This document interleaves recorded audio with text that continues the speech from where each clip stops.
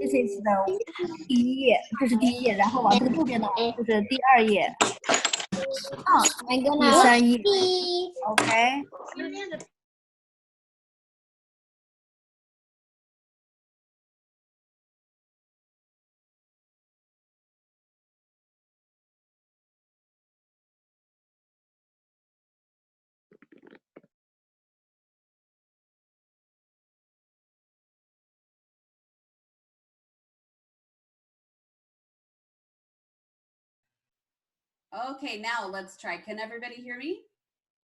Thumbs up if you can hear me. Oh, much better. Okay. I am so sorry, you guys. I had major technical problems with this particular meeting. I am sorry to say you had to watch me fiddle with my computer for 15 minutes, but okay, we're all here. Phew. Okay, so it's good to see you all. And you got plenty of time to chat and giggle and wave and show off your stuff. And Arish is coming to us from the moon, I guess. So that's fun. And then did you guys notice Mrs. Min has the birds with her at her house? So she's been taking care of all the pets at her house since Friday. Now the teachers are allowed to go to the school, even though we're all supposed to stay home and shelter in place. The teachers are allowed to go to the school for materials that we need to give lessons and so forth. But Mrs. Min preferred to have the pets with her at her house so she could check on them every day because she worries about them if they're not, she likes to keep a close eye. Make sure they're okay. So you know that she's on the job and she's doing great. So I had a couple of other things planned to talk to you about, but I think I will save those for tomorrow since I kind of took up that time fiddling with the computer. So now that we're all together, we'll just go ahead and start with our read aloud. So I left off with we were learning a little bit more about Uncle Sly, who is the uncle that Carter lives with. And he isn't such a great role model for Carter because if you can recall, what was his profession, Uncle Sly? What does he do for a living? Here, Adam. Hold on, Adam, give me a second. I'm trying to unmute you, but it's not working. There. Okay, Adam, what does Uncle Sly do for a living? He steals stuff. Yeah, he's a thief. He's actually what's called a con man. So a con man, thanks Adam, is somebody who tricks people out of their money, basically. They play games that are really wrong, bad games that trick people out of their money. So we left off with Carter being asked by Uncle Sly to participate in one of these games. So I'm going to back up just a tad here. Okay, are you all hearing me okay? Yeah? Okay, good. I have me, Scout, Henry, and Mr. Fortune are all trying to work from home right now. So we're just hoping we don't break our internet. Okay. Carter preferred Uncle Sly while he worked. When his uncle ran a racket, not a racket for playing tennis, mind you, but another way of saying tricking someone, he shone as brightly as a 1,000,000-watt light bulb. He became funny and charming and quick as electricity. His smile made old women blush, angry men applaud, and crabby babies ready to hand over all their lollipops. When Carter's uncle wasn't working, his eyes went cold and dark. Being around him then was like walking around in a pitch-black room full of hard edges. Take a wrong step and you would stub your toe so badly it would make you cry. Carter tiptoed a lot. "Step right up, ladies and gents," Uncle Sly called from the alley. "I've got a game that'll knock your socks off." "If he doesn't steal your socks first," Carter grumbled to himself. As his uncle worked, the sun began to set, and an unexpected chill crept over Carter. Though it was almost summer and the trees in a nearby park displayed green and glorious foliage, clouds blocked the sun, and Carter shivered. He would have pulled a scarf or a jacket out of his bag, but sadly, he didn't own either. Since he had to keep watch anyway, Carter studied his uncle's hand movements. Uncle Sly had fast hands, although Carter knew his were faster. And his preferred method of conning people out of their money was something called the shell game. It involved 3 nutshells turned upside down on a table. Uncle Sly would place a dried pea on the table before hiding it under one of the shells. Then he'd ask the game contestants to watch as he moved the shells about. When Uncle Sly stopped, the player guessed which shell held the pea. "That looks easy," said another passerby. "I'll give it a go." "Most excellent, sir." Uncle Sly placed the pea on the table, covered it with a shell, then placed the other 2 shells on either side. "Place your bet first. That's right, set your dollar on the table. Now keep your eyes on the shell with the pea." He moved the shells around the table, mixing them up. The passerby's eyes were locked on the shell he thought had the pea.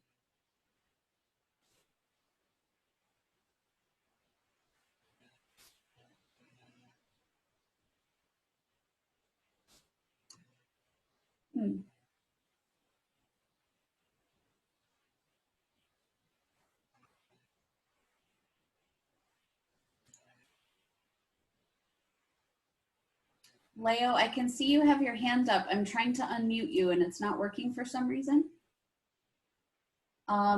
So I will, is it okay to save your question until the end? Leo, is that okay? There. Oh, there we go. Leo, what's your question? Why was he tricking people? I know, because he's a bad guy, huh? Oh. Yeah. Carter has been sent to live with him, but he's a bad guy. That's the problem. Okay, thanks, Leo. Oh, sorry. Alina, I don't know why I'm not able to unmute people today. You just unmuted me. Great.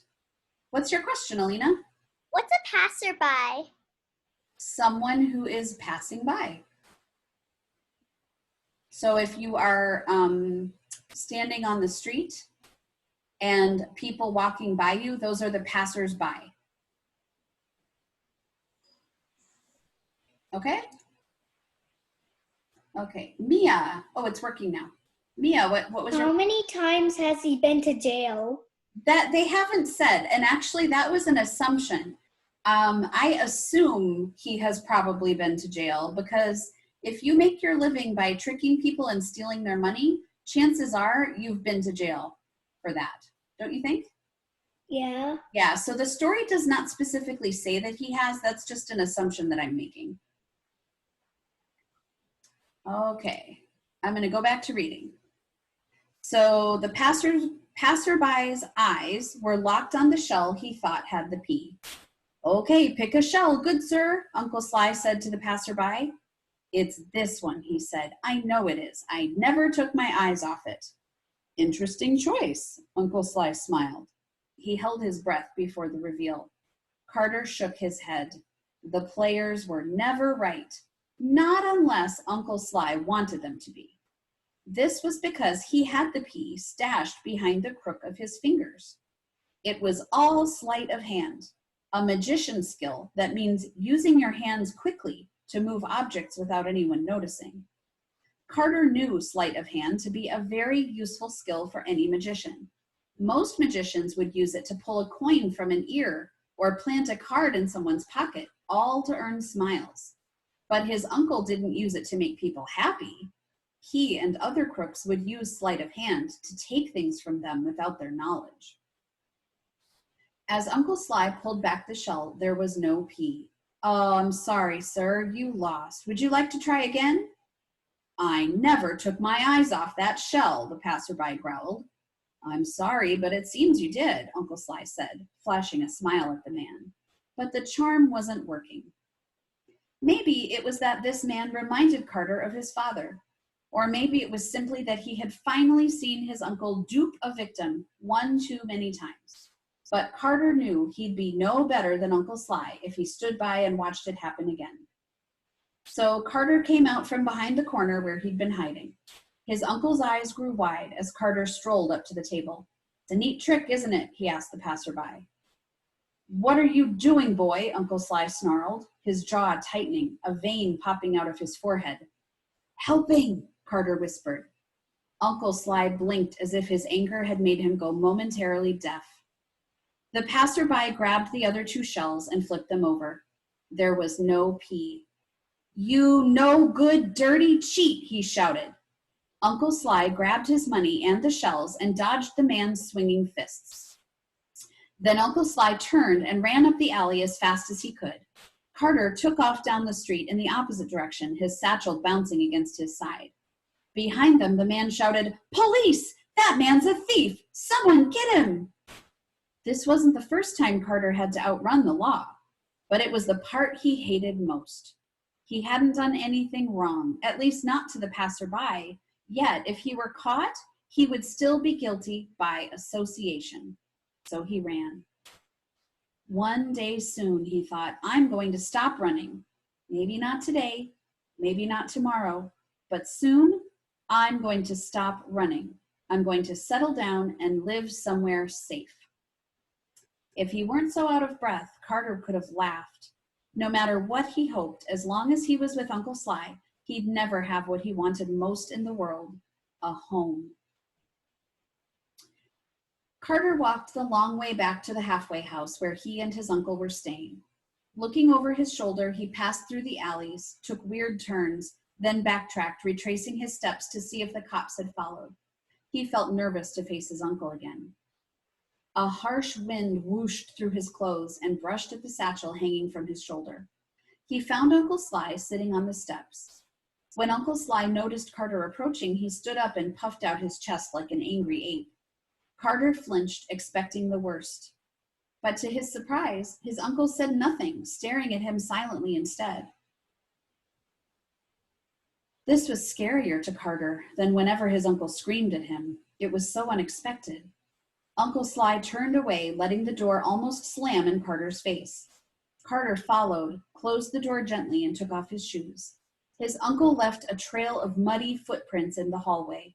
Carter cleaned them up. "Cold night, isn't it?" asked Ms. Zalewski in her thick Polish accent. The always smiling old woman volunteered in the kitchen, feeding those that came through the shelter.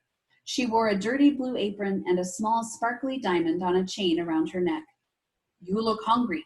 Would you like me to make you dinner?" she asked. "No, I'm good," Carter said. He wasn't hungry, even though he hadn't eaten since breakfast. "Rubbish," she said. "A growing boy must always eat. Come, sit down. I'll make you a grilled cheese and radish sandwich." "Grilled cheese and radish does sound perfect," Carter admitted. You see, Miss Zalewski made a mean grilled cheese and radish.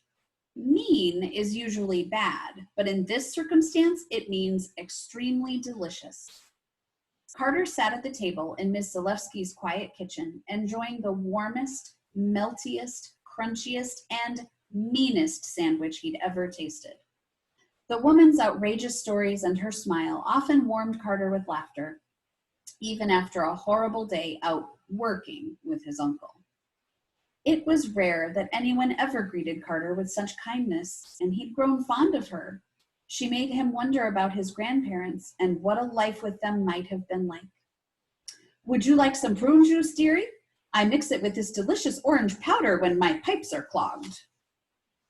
"I think my pipes are good," Carter giggled. Uncle Sly would never have talked with him about his pipes, and if he had, he'd never have tolerated Carter giggling about them. Do you guys know what they're talking about? When your pipes get clogged? They're talking about being constipated. Carter cleared Ms. Zalewski's table and washed the dishes as she told him a tale about her childhood in Poland and Russia, and then coming to America by boat. The boat was filled with good people and crooks too. "This diamond I wear belonged to my mother, and her mother before her, and her mother before her.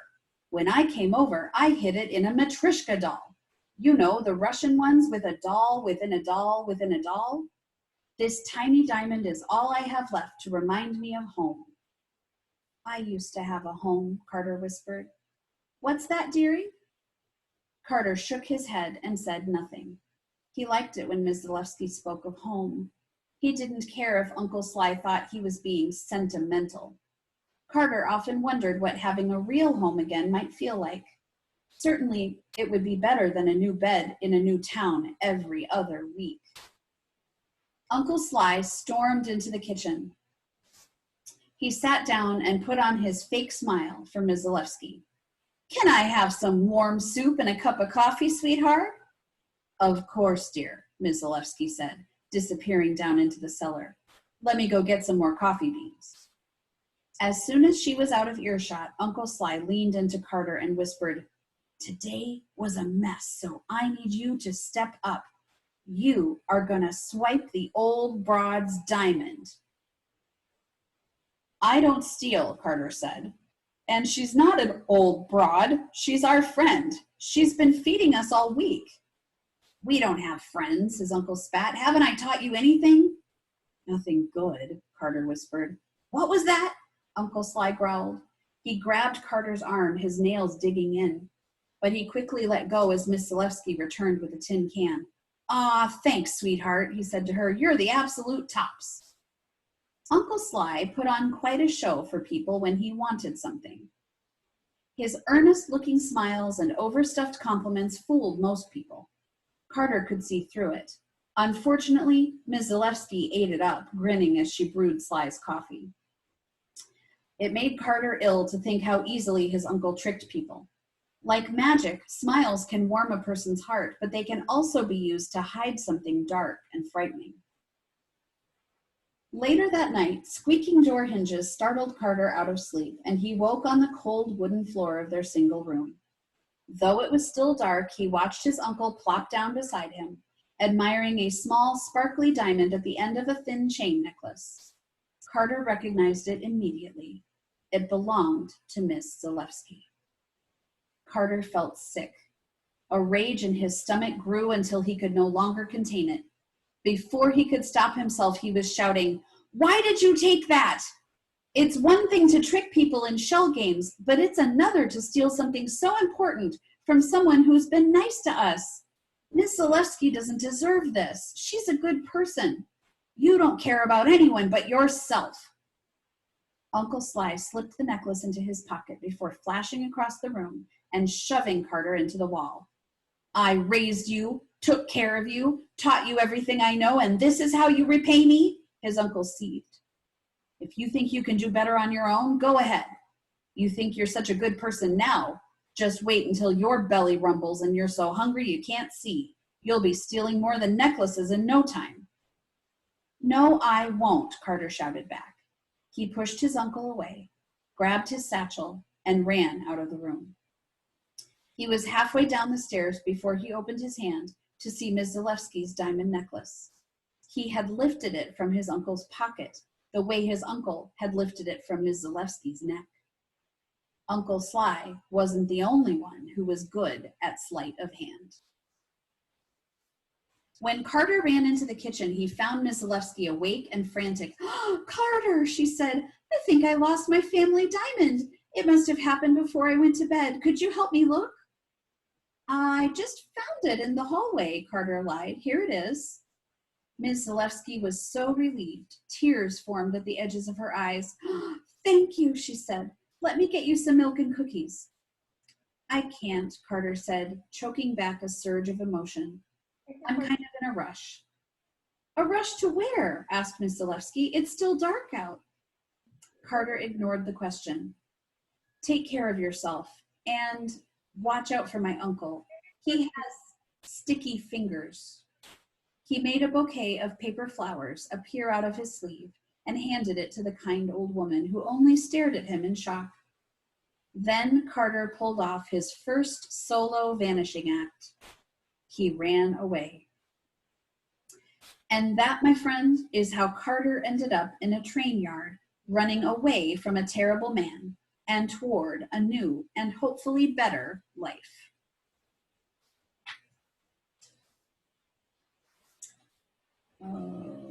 Okay, I'm going to go just a little bit further, okay? Chapter 3. Oh, sorry, Leo. Hold on, Leo. I'm not able. Are you clicking? Okay, there we go. Leo, what do you want to say? I was reading my hand a lot of times. I know you were, honey. It's a good time now for you to ask your question. So what would you like to say? Is he going to a new town? Yes. Mm-hmm. Yep. Thank you for being patient. Okay, chapter 3. Many hours after hopping onto the multicolored train, Carter woke to find that it had already stopped. Panicked, he gathered his belongings. Experience told him that a conductor or a cop would eventually go from train car to train car looking for extra passengers. It was best if he wasn't caught. He didn't want to end up in a foster home, or worse, reunited with Uncle Sly. He cracked open the metal door to see where fate had taken him. Outside, a lush green forest stretched like a fuzzy rug all the way to a mountain range in the not far distance. The sun had just fallen behind the horizon, turning the few wispy clouds overhead a lovely fuchsia as the dome of blue sky darkened into evening. He had been asleep for a long time. A sign standing along a nearby road said, "Welcome to Mineral Wells." Carter climbed back up the ladder to get a better view of the town. From the top of the train car, he could see a quiet community blanketed with twinkling lights that were spread out to the north and east of the tracks. Far beyond the grid of streets, a sprawling set of buildings sat on a hill, overlooking the town. A glow came from within the windows as if they were illuminated by the light of a billion fireflies. Closer to the train yard, across the wide gravel lot and just west of the twinkling town, was an enormous fairground where the bright lights of a traveling circus were just beginning to blink on. Colorful sounds came in waves. Even from here, Carter could hear laughter and music and shrieks of excitement. He was about to hop down when a small red car pulled into the gravel lot. Carter ducked, flattening his body against the roof of the train. It would be bad if anyone reported seeing him. For a moment, Carter thought he was imagining things. People dressed as clowns began to hop out of the tiny red car, one after another, until a dozen different shaped men and women were huddled in a tight group of polka dots and stripes, staring toward a lone black train car parked on its own track. Instead of a smile, each of the clowns wore a painted frown on his or her face. Each had a bag in hand. Carter shuddered. He was not a fan of clowns. Whenever he had seen them in advertisements or books, their fake expressions made him think about his uncle. The clowns made their way to a lone train car with a giant man's face painted on its side. Big and round, as if it just might pop off the wall and roll around like a runaway boulder. The face held a creepy smile, either that or it was smirking a dastardly grin. Over his head were 5 letters spelling Bosso. The first frown clown unlocked the door of the train car. The rest began to load their bags inside the metal car. From this angle, Carter couldn't see inside. He wasn't sure what they were carrying, but he had a feeling it wasn't something good. He knew the body language of someone who felt guilty. Their shoulders were hunched and they moved jerkily as if they were about to jump out of their skin. "There's no more room," one of the clowns whined. "What do we do now?" "Up to the boss man," another clown said. "He'll probably want to move most of the goods over to the Grand Oak Resort. Let's bolt before the coppers show." Carter wondered if the gloriously lit buildings on that far hill were the resort that they were talking about. The compound certainly looked grand. Before he knew it, all of the frown clowns had squeezed back into their impossibly small car and driven away. Carter didn't know what that was about, and honestly, he didn't care. One thing he'd learned growing up on the street was to mind his own business. What he did care about was the police showing up. So Carter climbed down from the roof and made his way across the gravel parking lot toward the manic carnival lights, where he knew he could blend into the crowd. Okay, so I'm gonna stop there. And does anybody have any questions that they want to discuss about the story? Okay, hold on, Leo, give me 1 second. Let me just see if anybody else has a question. Okay, I'm gonna start with Alina and then I'm gonna come to you, Leo, okay? What's a foster home?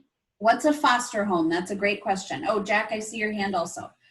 A foster home is a temporary family that a person might stay with. If there's some reason that they can't stay with their own parents, they might stay with a family temporarily, and that would be called a foster home. Sometimes you also hear about puppies and kittens going to a foster home until they find their permanent family. So fostering just means you're taking care of somebody, but not forever, just for a short time. Okay? Good question, Alina. Okay, Leo. Oh, let me try again. There we go, Leo. What's your question? Was the police was going to get him? He's worried about that because he knows that even if he's not doing the stealing, that just by being with Uncle Sly, he has a chance of getting picked up by the police. So yes, he's worried about that. Did that answer your question, Leo? Yeah. Okay, awesome. And then Jack, what was your question? Did Carter have a mom and dad? Yeah, in the beginning, one of the very first things we learned was that his parents just one day they went out and didn't come back. And we don't know what happened to them. Right? Yeah. And that's also a good time to remind us all that this is a work of fiction and probably a great deal of fantasy involved in this story as well, right? Yeah. Okay. I'm just gonna check and see if I see any other hands up. Can you hear me? Oh, Danny, there you are. Hi, Danny, what's up? Why did Carter have to live with his uncle? I can't recall exactly how he ended up with him. Let me take a quick look. It could be that he was his only relative. Oh. Let me just skim these pages real quick and see if it told us. Yeah, young Carter was taken in by a distant relative named Sylvester Sly Beaton. And his only relative was a thief. Yep. Unlucky. Okay. Again, this is fiction. This is not very realistic, right, guys? Yeah. Okay. All right. So I apologize for all the trouble I had getting connected up with you today, but it was great to see all your faces. Oh, Miles has a question. Yes. Why was Uncle Sly wanting to be a thief? Well, that is a good question. It could be that he's just evil, right? And just decides that he likes stealing, I guess. But it could also be that he felt that he had no other way of making a living, that that's what he was good at, and that's what he chose to do to make a living. Probably it's a little bit of both. What do you think? I think he's evil. Okay. Yeah. Well, we all learn, one of the first lessons we learn, right, is that stealing is wrong. So it is hard to imagine somebody growing up and being an adult and choosing to do that behavior. That's really hard for us to imagine because we try so hard to do the right thing all the time. it's kind of hard to think about people that don't do that. But again, this is a character in a book, not a real life person. So sometimes the characters in the book are especially evil. Okay. Did that answer the question, Miles? Yes. Great. Okay. Why do I feel like I saw another hand? Carissa, is that your hand? Or it could be because, Go ahead. I can hear. or it could be that he doesn't have enough money, so he could steal. Yes. So that make more could money. very well be part of it. You're right. Now, there are lots of people who don't have enough money who do not choose to steal, right? They look for other ways to solve their problem. But in this particular case with this character, it seems that he maybe was really good at stealing and was, like he said to Carter, you know, just wait till you get hungry enough and then I bet you'll make the same choice. So he has what we would call a very negative worldview. He thinks that he doesn't have any other choices. Even though we would, if we were in that situation, we'd probably come up with a better plan. Yeah. Okay. I feel like I saw another hand somewhere. Nope. Okay. Well, guys, it was great to see all your faces. I'm so happy we managed to get together today, and I'll see you back here tomorrow with less trouble, I hope. Okay. The lesson I learned is that, and Danny and I were alone in a separate meeting for about 15 minutes trying to figure this out because both of us had clicked on the link from Friday's email instead of today's email. So that's how that happened. So tomorrow we'll get back together and we'll do some more read aloud, and I have some meetings scheduled this afternoon, so I'm going to go get ready for my meetings. And I'm going to be filming some more lessons this afternoon too for you guys. So look forward to that. Okay, I will unmute you all so you can wave and chat and giggle for a couple minutes before I close you down, okay? Here you go. Yes, Chris, I can hear you. Wait, I had Today there is 30 people in this. Yeah, we had 30. Hey, what was that red bit? Hi, Sam. Bye, Joey. Bye, Joey. Okay, I'm gonna leave. Bye, everybody. Bye, Danny. Bye, You guys are hilarious. Bye, Lena. We can try to use that next time for asking. Bye, Henry. Bye, Nora. Okay, bye, guys. Bye, Jenny. Warming up outside. We'll walk outside. Okay. Bye. Bye. Ava, you're a bye-bye. Bye-bye. Bye-bye. Goody. Bye-bye, Ava. Everyone, this is Where's Ava, Sarah? bye. Sarah, where's Ava? Bye. She is Watching her Kindle. Bye.